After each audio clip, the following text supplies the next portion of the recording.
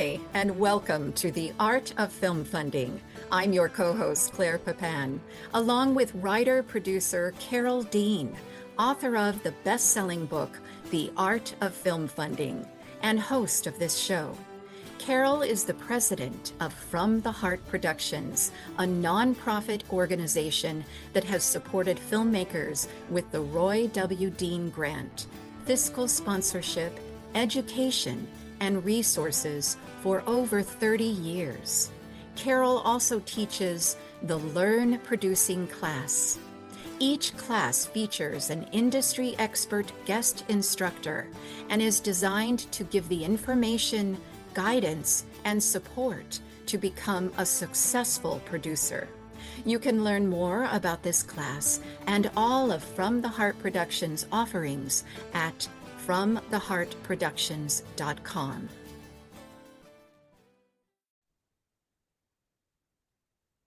What happens when filmmakers stop asking for donations and start inviting audiences to become investors? Today's episode gives you a front row look. From the Heart Productions helps independent filmmakers understand not just how to make great films, but how to fund them intelligently and sustainably in today's rapidly evolving landscape. One of the biggest shifts we're seeing right now is filmmakers stepping into the role of entrepreneur, learning how to invite audiences not just to watch their films, but to participate in bringing them to life. Today's guest is a great example of that shift. I'm delighted to welcome Mark Elias, a Los Angeles-based writer, actor, and independent filmmaker whose work focuses on grounded commercial indie films and with bold concepts and strong character work. Mark is the producer of We Could Be Heroes, a comedy crime heist rooted in gaming culture, and he's currently raising funds for the film through WeFunder, an equity crowdfunding platform that allows the public to invest in independent projects and follow their journey from campaign to production. What we find exciting about Mark's approach is that he's not just raising money, he's building an audience-first ecosystem around his film, blending storytelling, business strategy, and transparency in a way more filmmakers need to understand. And Carol, you've been recommending WeFunder to filmmakers lately, haven't you? Yes, I have, Claire, because I really think it's an important platform for filmmakers to understand, and especially those interested in equity crowdfunding. Thank you, Mark, for joining us. Thank you both for having me on this show today. Good. Well, we want to start with what made you choose WeFunder and equity crowdfunding instead of Kickstarter or traditional investors? Well, I had the first two films I made, I used Kickstarter and Indiegogo, and they are strictly donation based. And we raised a decent amount, well, a decent amount, depending, I guess, on what you think a decent amount is. They were both budgets were about $50,000. And so for this one, I think with WeFunder, I liked the idea that people weren't just donating, they were actually investing. I think like with Kickstarter, once the campaign ends, the relationship kind of ends too. But with WeFunder, investors stay connected to the film's journey, and there's a bigger incentive to be involved. And you get, I think, people that are looking at it from a different scope. Um, I think also traditional are just harder and harder to access if you're not already sort of in that system. So the thing about WeFunder that I really liked was it lets you open the door to people who believe in the story and they want to be a part of it financially and creatively. So, I think once you are able to tap into an audience, it's a great way to get them there. And the platform itself is sort of I think for a lack of a better term, like it legitimizes you. If you just reaching out to people online, a lot of times they might be like, well, this is fake, you know, but with, WeFunder, you have a platform they can go, they can check it out and you outline all the perks and stuff similar to the Kickstarters, but again, it's equity based, so it's a different kind of participation on their end. Well, tell us how you positioned your film. Could we be heroes? So people don't just want to watch the film, but they want to invest in it. Yeah, so I think what's really helped and worked so far, I think for me, is I try to treat it less like a movie pitch and more like a startup. We Could Be Heroes is kind of this, it's a commercial, sort of a comedy crime story about this gamer girl whose console is mysteriously stolen. So it has these like commercial hooks to it. It has like a huge worldwide audience in the gaming community. It's fast, it's witty, it's irreverent. Um, for an indie film, it's like really, I think, just very unique and has a youthful voice to it. And that really helps for me to get an idea of who would be not just the audience, but who would be a backer for it. So I have an idea of what my audience looks like, and treating it like a startup, I'm basically not even just saying here's the story, but you're able to focus on who the audience is, why it's commercially viable, and we have the gamer angle, and it's exciting and fast, and irreverent, and then what the budget strategy is another kind of angle that you have to take, I think, from a business standpoint, and then how investors participate in the upside. So I think at the end of the day, you treat it like a startup. People want to invest when they feel like there's a real plan, not just a script and a filmmaker's dream, because I don't want to say it's naive, but I think to the outside world and people that are looking at it, they might see that as naive. But when you approach it with a business plan and a startup mentality, that's a language that a lot of investors speak and understand. And I think that they connect with that. And you're starting from a strong ground zero whenever you get on a call with them. Well, so in other words, what did you need to have in place before launching? Like, did you have a deck or a lookbook or a pitch video? Did you put your team together? Did you have your lawyer attached? Things like that. Share that information, please. Well, at the very minimum, I mean, the first thing that you need with WeFunder is you need 50 grand, and a what's called a lead investor. So you get somebody, and they don't have to be the person putting in the 50 grand, but generally it's the easiest if you get one person to put in 50 and they'll say, I'm the lead investor. And it's a cool title. Nothing really is attached to that except that they would disperse information. So if you have, let's say you have 5,000 people that back the project, your lead investor is the one that sort of disperses information to those 5,000 people. Um, unless you're not keeping them updated. So generally you need that $50,000 to get started. But beyond that, there's a couple things that I think are really helpful. And there's different reasons for each one. I think you need a strong pitch deck. You just have to have that because that's the basis and the backbone for everything. And if you ask me, that pitch deck has to align with the branding of the film. It has to align with the branding of the film that you have on the WeFunder page. You're probably going to want a website, and that website needs to align with the branding that's in the pitch deck. So, like from a 30,000 foot view, you need the branding, which has to be obviously in line with the script and the vibe of the film.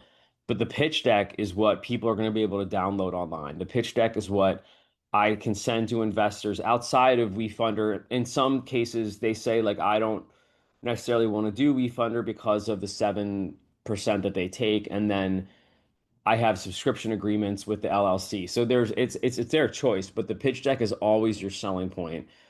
Um, and then, that also I learned that, you build a business plan because people are like, you need a business plan. Nobody reads a business plan. They're 30 pages long, nobody reads it. They want a pitch deck that says, what is the movie? What's it about? What are the terms? What is the timeline? When do I start seeing my money back? And like, what's the distribution plan? And then piggybacking off of that, you need a clear financial structure. You need to be able to say these are the terms, this is how the waterfall money works. This is how, basically also a budget. Like you need to be able to say like this is where all the money's going to go because they're going to want to see that you're not just looking for money and don't know what you're doing with it. Um, you need a legal entity, so you need an LLC because the WeFunder is tied to that. Um, Most likely, if you don't have one already, you're going to need a teaser or a pitch video that's specific to WeFunder because you want to get people excited about it in a way that you guide them through the steps of how to donate versus just like, here's a cool teaser of the movie that I want to make that's in my head.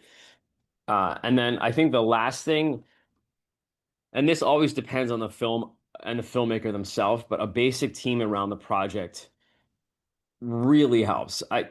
You can never count on other people to do the fundraising for you because it just seems like that's just not going to work. It's always about your hustle, especially if you're the person who writes it and you're producing it. But I have two or three producers that I lean on that I go for advice when I get on a call, because people find you through the WeFunder and then you get pitched all kinds of stuff and you need to vet what is actually here and who's just trying to piggyback off of somebody else's project and make some money. So that team can be helpful in more ways than one. Hopefully they help with the outreach too.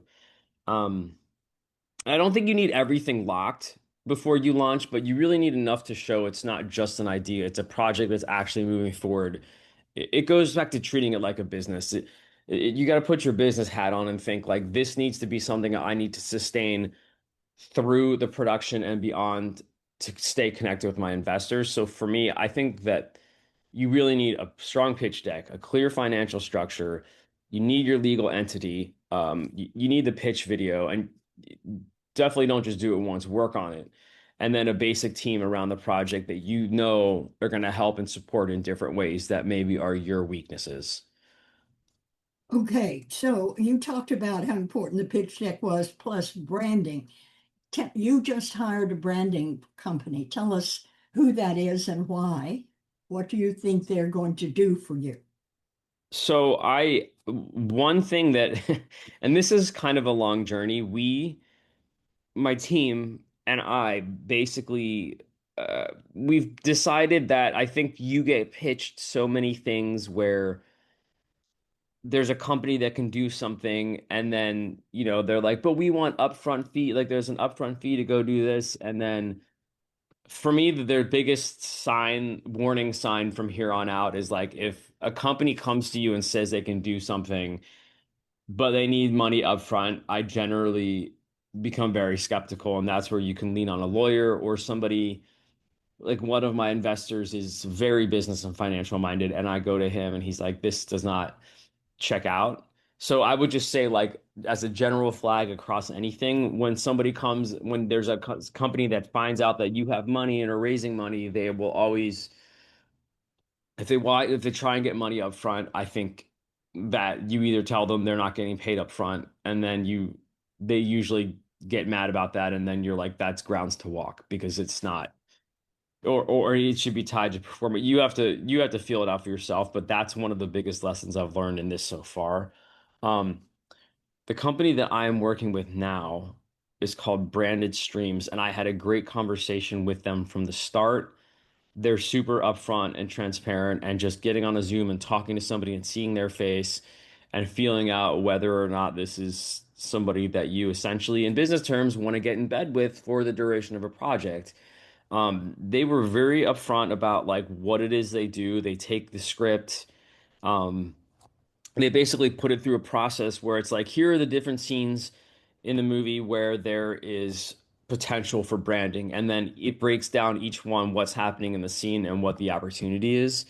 So so far, it's very early on in the process with them. I just signed on with them a week ago Thursday, but they've already started putting the pieces in motion where they will go to the companies that they have access to and say like, here's a movie, this actor so and so is involved with it.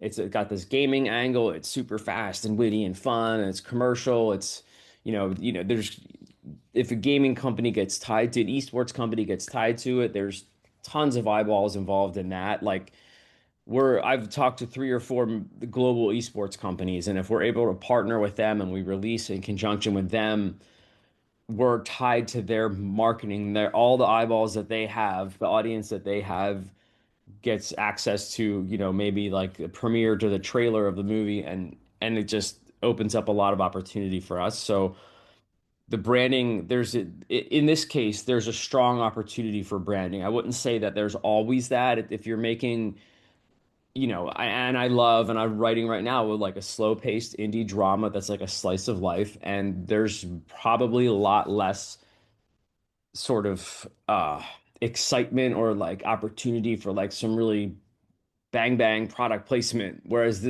there's that for this film has that opportunity in a big way. So I felt like that was a leap that this thing needed to take. Um, This is marvelous. So, this branding company is reading your script and looking for places like in the kitchen when someone opened a cabinet, what's in the cabinet, right? That's branding. Something that simple, or a car drives up and the DP captures the insignia of the manufacturer of the car. So, they're working for you, identifying areas of branding in your script. So then will they go direct to the car company or the product placement people and ask for them to support your film? yeah, so like I can tell you right now, like there's one scene in the movie where the our heroes go to like save the day, and the getaway driver is sitting in his car, and he's and they're calling him like SOS, come ready to pick us up, but he's sitting there eating a burger and fries and completely misses the fact that they're calling for help, in kind of this just, comedic, nothing can go right kind of way. And I told them like that's like prime real estate. You have to think of it from like the brand's perspective. Like that's like literally featured on screen in the scene. The guy is doing nothing but eating your hamburger, like McDonald's or whoever, Burger King, any of them, Carl's Jr., if you want that, that's like prime real estate in the movie. So from their perspective, there's value in that. So they'll go to those fast food companies, or in the scenes where they're gaming in the cool gaming layer that these characters have, there's opportunity for like whatever brand that wants to be aligned with snacks or energy drinks wants to be aligned with gamers. Those are opportunities there to be seen organically in this film, and they go to those companies and say, "Hey, here's this project. There's already funding involved. They have this actor involved." And then they'll come back and say either, this company is willing to give you like food for the set, or like they'll back X amount of money for this opportunity in your movie. So there's levels too. I mean, we're very early on in this process, and the company is fairly new, but they've been transparent with the communication about how they work so far. So we'll see how it goes. But yeah. Great. Now, that sounds wonderful. Now, tell us how did you build momentum early in the campaign and what converted best? Emails, social posting, press, partnerships, or just direct outreach? Oh boy. I think for me, direct outreach by far is the most important thing. Like email and personal messages converted much better than general social posts. I think you post socially, share general messages to like raise awareness, but then to close the deals, for me, it's always like direct outreach and follow up. I think kind of the biggest lesson, I think, for me at the end of the day is like people invest because of relationships, not just content. So like your content can be cool and it's fun, and like maybe you hope to go viral with like some fun videos, but people get excited about it and they like retweet it or something, or they're like, I liked your video, and you're like, that's cool, but that doesn't like that doesn't liking my video like doesn't get convert. So it's really about direct outreach. It's relationships. It's just like going to the person. I'm not a big phone call person. Maybe it's like a generational thing, but like It's been email, personal messages, hitting somebody up on social media and following up. So I would say like social media helps with the visibility, but the real conversions closed most of the investments. Probably all of the investments were just conversations. Because people give money to people, not to films, Mark.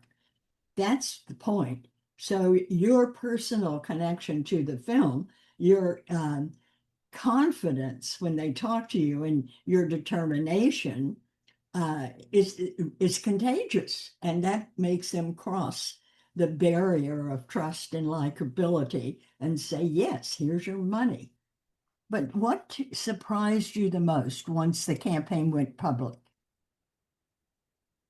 Once the campaign went public, I think what surprised me the most was I think it's just how much consistency matters. Like you can't, I think filmmakers just think, oh, I'll just launch a campaign and like it'll be live and people will see it. And I think that's an error that I saw even with the first two when I did Kickstarter and Indiegogo, is you can't just launch and put it out there and then hope like a crowd shows up. I think the consistency means consistent messaging. I think it's a daily process where you do updates, outreach, follow-ups, you try new angles, you do new content. I think honestly, it's more like running a small startup than running a film campaign because you're doing the same thing a small startup would do, and you have to frame it in your mind that way. Like there's a lot of little lies. I think you tell yourself 1,000 little lies throughout the process. And for this, for me, it was definitely like, look, it can be fun. You need to like come up with new angles, and maybe it's like a little snippet of like interview with a cast member. Or I started doing what I think is effective is like little testimonials from investors. Doesn't matter how big of an investor they are or like how early they backed it. It's like, hey, why did you? Oh, like here's a quote from this person that backed it. And those kind of things I think you get more mileage out of. So the biggest things that surprised me were probably the consistency, and you're forced to kind of come up with new and creative ways. And that surprised me too, because I think when I started out, I thought it was like you just do A, B, and C, and then you repeat it. And no, A, B, and C is your launching pad. You expand to D, E, and F, and you keep maybe A and C, and B doesn't really help, and maybe you let that go, and that's fine. But you kind of like it has to evolve. I think it has to evolve as it goes, unless you have one huge person that just tweets about it once, and then you get a million people to put in money. Like that's I just don't have that, right? Like I don't have a rich uncle or anything. So for me, it's really like really grassroots. Like you get out there and you spread the message and find different ways, and you just keep, every dollar in is one less dollar that needs to get in. Yes, that's fabulous. I think having testimonies from investors is brilliant because who doesn't want to be an investor in a film? A lot of us do, but we're afraid. Will this film make money? Am I going to lose? Who are you? And do I trust you? All of that. I think that's a brilliant move. So, congratulations. That's unique. But let Uh, me ask you, if you were starting this raise again today, what would you do differently? oh God, how much time do you have? This podcast just turned into an 8-hour session. No, yeah, I hope you guys packed a lunch for this. Okay, so it really, if I was to start again, I think for me that I would start audience building earlier. You're like earlier. I mean, like months earlier. There's always there's always a tendency to procrastinate when you have something in front of you that you're fearful and it's the unknown. So you have to give yourself a timeline, in my opinion. So I say build an audience earlier, months earlier, but give it a deadline. I'm building an audience for 3 to 4 months before I take this out there. And by that, I mean like build a stronger email list in advance, lock in as many partnerships as you can before launch, schedule more content and updates ahead of time. If you're going to be building out, it's a double-edged sword. If you're going to be building out Twitter, Instagram, or whatever, you need to be consistent so it's not somebody goes to it and there's 5 posts and 2 people liked it. You need to build out that audience with like organic content from the start. I would almost rather choose one angle and just put all the energy into that. So when you are tweeting something, it then comes from an organic place, and then also, oh, here's this other thing that's part of my online presence or my brand, and then people are gravitate towards that. But when it's all said and done, momentum at the launch is literally everything. If you build an audience earlier, of those 3 months or however long you're going to give yourself, that is a huge launch pad that springboards you into the beginning of what is hopefully a successful campaign. Well done. Well, that's what they're calling now a creator content Yeah. film. You build your audience, then you create for your audience. So that would mean that you might want to continue with similar films for this audience. Is that right? Yeah, I think, well, for me, I started as an actor. So for me, it's always like the brand, that's me. And then I I think just very early defined, like I'm going to make movies that I think have some intrinsic value and they speak to somebody out there. Like regardless of what it is, I think my characters always tend to be outsiders, the people that are on the outside looking in and finding acceptance through a story. If that's the first one was an LGBTQ drama, the second one was a science fiction love story. This is a crime comedy, but there's always something in there that's like a personal message.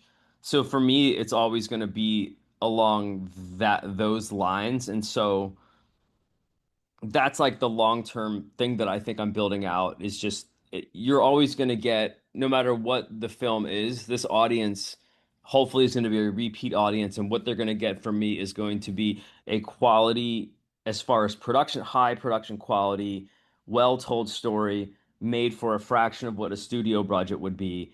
And they're going to be like, I was a part of that. They're going to be excited to see the next thing, because if they like it or hate the genre, it's going to be a well received film, and it's going to be a well executed film and a good story.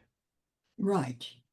Okay, so now tell us, what does a great weekly investor update look like? And this also leads to why consistency is so important. And so tell us this weekly investor update. I think I think it's consistency again. Well, like, I think consistency builds trust. So you have somebody that came in on week one and now you're on week like 65. I don't know what you're 6 months in, and they're likely to double down on what they have because they're getting weekly updates. So it almost is less about, I mean, this it might sound bad, but it's less about the content and more about being consistent. So it's short, it's positive, it's specific. It's something like a new milestone, a new partner, a testimonial is always easy because if you get one person in, they're excited and they're willing to give you a quote. A behind the scenes look at the process, which can be so loose. Like, here's me and my co-writer meeting at Starbucks to go over notes, and it's like a picture. It depends how, obviously professional you want to take it, but I think you just don't think like, oh no, I don't have anything to update. It's short, positive, specific. It's this new angle that we're taking. Like I'm working with the brand partnership company is like that's we signed the deal last Thursday night at like 11 p.m. I signed it and returned to them. So let's roll on that. So it's really the consistency that builds trust. So even if the news is small, regular updates remind people the project is alive, the project is moving forward. They stay excited, they stay invested, they want to see it do well. So at first I was like, oh, I have to do a weekly update, and now it's like, dude, it's this is what I've been doing this week. I literally spend hours a day, every day, chomping at the bit. So there's always something to invest, to update people. But I just go every Wednesday, it's in my calendar. Every Wednesday, do an update. Just let them know what's going on. Let them know where we're headed. Good. I think that's really important. Now, what would you say to filmmakers who feel intimidated or are really resistant to fundraising? Because I deal with a lot of those daily, Mark, and they all say, "Oh, I just can't raise money." They have blocked themselves. Yeah, it's gosh. I feel like can't is the wrong word. I think that when you're honest about it, it's won't because nobody, everybody can, nobody wants to. And the Right. number of people that live in LA that are writers, directors, actors that are dying, all they want to do is sit and talk about how much they want work, but they won't go do the hard work to do it. I think, I think, yeah.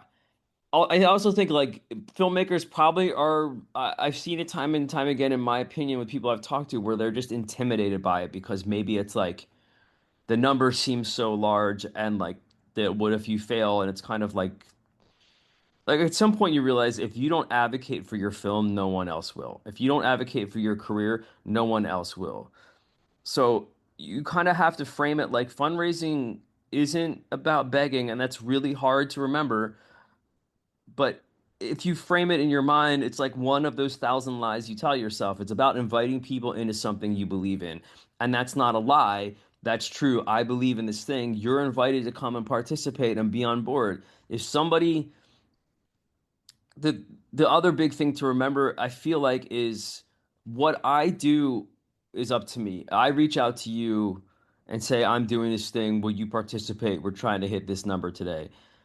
What that person's reaction, if they curse you out or they yell at you or they're rude to you, that's on them.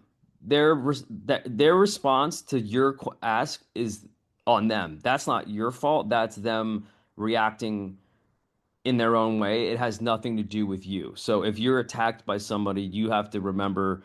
I think that was a big fear at first. It's like, what if somebody like says something to me, and it's like that's on them, right? There's many people out there that are willing to be excited and happy for you and say yes, that there are to say no. You just have to find them. Um, I think that, and then I think the more I talk to people, they would say like, "Oh, that's so hard. It's like so much rejection," and they just say it's so hard I could never do it, like what you had just said. And I kind of realized at some point, and I do think this is really super important. It's like the hardest part is saying yes to myself. Deciding to fundraise for the film is the hardest decision. After you say, I'm going to do this, every other decision is not as hard. Every no will eventually lead to a yes. And again, like I've made the hardest decision. I said yes to this journey. So to me, the hardest decision you have is just saying yes to the project. Because once you say yes, then you're going to go, I'm going to make this movie no matter how much I raise. And then you hit a milestone and maybe you hit your goal and maybe you don't. And then you go, well, now that this is our budget, I can make it with this. And we shift these things. And you are just saying yes to the journey. And it's always about adjusting. It's never about, no, I failed. It's always just, you have to advocate for your film and for yourself. And you have to create your career in the way you want to create art. Brilliant. And I think that the energy in the word inviting is a heck of a lot better Oh, than yeah. asking for money. Oh, Oh, I, yeah. right? You're Oh, yeah. inviting them because you're having a lot of fun making a film. You want to join me and you'll be part of this film. I think that's it. Moving from the ask to the invite. Oh, big. It's huge. Yeah, it's huge, right? So, what's next for Could We Be Heroes, the film? Once the raise is complete, what's next? So for us, I think we'll have a short ramp up with pre-production. But we'll be moving in. There's a couple things is like we have to lock the rest of the raise. We'll move into production pretty quickly. We're gonna finalize the rest of our cast. And then I think at that point we're gonna lock in our distribution strategy. We have a sales agent already on board, but there's also distribution companies that are looking at it. So I want that to be locked in. I'm not afraid to go to camera without distribution because I know the end goal is going to be a bigger value than what the budget is. Like this is going to end up looking like a lot more than what the budget actually is. And then locking in the corporate partners. So I think production, finalizing cast, locking in distribution, locking in the corporate partners. To me, I think those are the very next things.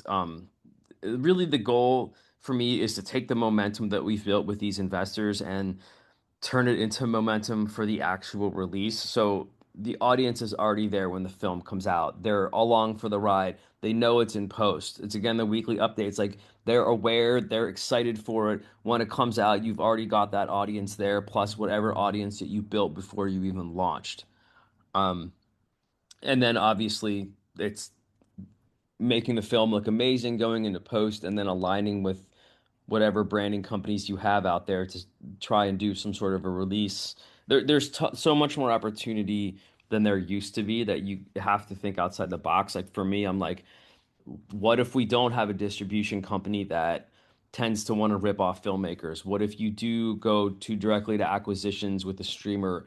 What if you have a brand partner that really believes in the project and not only backs it with money, but you say, well, what if we release like ours is a gaming thing. So like what if we debut our trailer on Twitch or what's like you how do you access your audience and double down on the people that do believe in you? Like what's the opportunity there? So that's like a really long-winded answer, but Well, yeah, once the raise is complete, we're gonna, go into production, lock the cast, lock distribution, lock corporate partners. okay. So tell us at this moment, how far are you along with how much time is left in your race and how close are you to your number? We have our raise ends April 30th. So we've got base little less than 3 months left. We're about $220,000 away from our actual raise. Our stretch goal is already posted on there. So the stretch goal was amazing, obviously, but we really are about 220K away from being complete and going into production as best we can with it, and then get through post. So yeah, we've got less than 3 months and 220K to go. And so then after that, you still have to raise money for post. Well, we have a couple post deals that are not locked, but that are in place that are going to help um, get us through. So that number, we shouldn't have to raise money for post unless something catastrophic happens. And something always does. But no, I think with the number that we're raising right now, that'll get us through production, through post, and then we'll reassess once we hit the festival circuit. And see, if there's probably additional fees that might have to come up for uh, whatever the distribution deal might be, or there's always something, but that number should keep us whole through the rest of the way. Okay, well, just one last question. Do you see equity crowdfunding as a one-time strategy, or do you see it as part of a long-term slate model? Um, this is yeah. So okay, I see it as part of a long-term model, but only if you commit to it, in my opinion. If you build trust with investors on one project, I think that they're more likely to come back for the next one and they're excited about the journey. They tend to invest in you, the person, as much as the project. And I think over time, you're not just raising money, like you're building a community that supports what hopefully is a whole slate of films. I'm very like upfront and transparent about that from the start, is this isn't one thing. I'm building like a scope of projects. I've got a pipeline of a couple other things I'm working on, and I think that for higher level investors, I think that that's like important to them that they're not just doing like a one and done thing. If you have smaller people in like a community or an audience that don't care, they just think this is fun and they want to see it, and that's great. But for me, I think also if you look at it like it's more than just a one-time thing, there's a lot of prosperity you can have, especially once you get through the process once and it's less daunting. Absolutely. Well, good luck with your film. We could be heroes. We all want to know how things work out. So you have to keep us involved too on I'm your. I'm happy to. Okay. So thank you because this has been truly valuable information. And what I intend for filmmakers to hear is that funding your film doesn't have to follow a single traditional path, platforms like WeFunder are opening doors for filmmakers who are willing to think strategically and communicate clearly and build genuine relationships with their audiences. This is the new concept, the creator content, creating content for your audience. So to our listeners, if you're exploring new ways to finance your film, whether through crowdfunding, equity, grants, or community-based funding, education is your most powerful tool. And that From the Heart Production, our mission is to help filmmakers make informed decisions, avoid costly mistakes, and to build sustainable careers during this unusual time in the film world, because you want to be in the film industry. This is what you love. You were born to do this. So you really need to join us weekly on our podcasts and read all of the classes, the free information we have on our website, because they're there to keep you learning and building your audience and moving your films forward, one smart step at a time. Because we believe that you are the magic. Hollywood needs you. You're the creators. Thanks for joining us.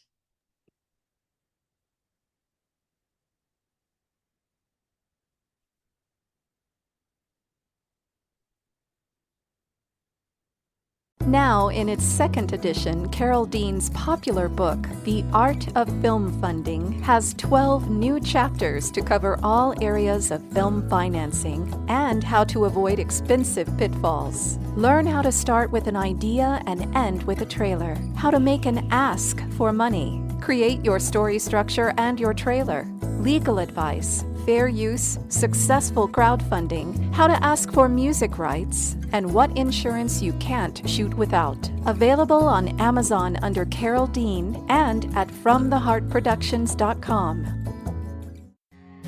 I want to remind our listeners that David Raiklin is a brilliant and talented award-winning musician who scores films and can compose music for a trio or for a full orchestra. David is a very good friend to the independent filmmaker and comes highly recommended by From the Heart Productions. If you need music to help tell your story, please contact him at davidraiklin.com. That's David, RAIKLEN.com.